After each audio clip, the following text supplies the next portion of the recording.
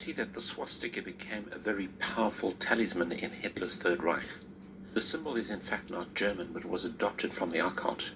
Its occult significance is the spiritual transformation of man. It's used in Hinduism, Buddhism, and Freemasonry. The Third Reich was a fusion of occultism, paganism, mysticism, and spiritism. Now, spiritism describes the process of summoning spirit beings for various purposes. Hitler was so obsessed with the occult that he wanted to be possessed himself by Lucifer to give him more occult power.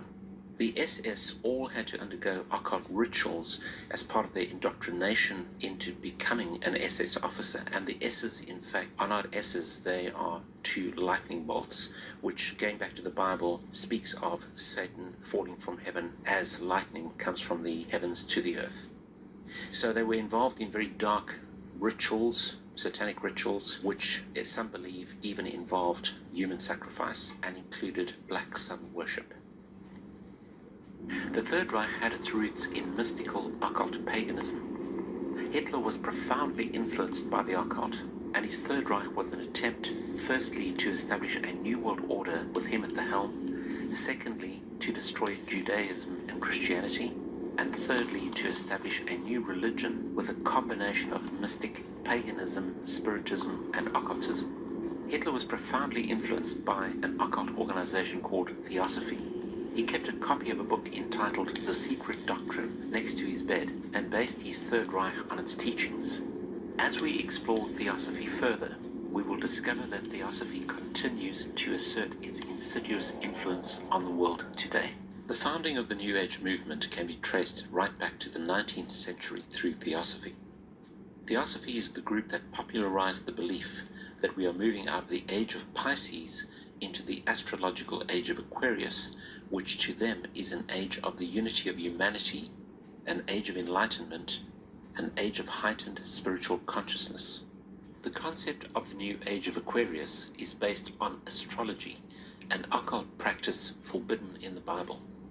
It is claimed that as certain planets come into alignment, the Earth will undergo a mystical transformation from its present state of turmoil into a blissful utopian state, literally heaven on earth.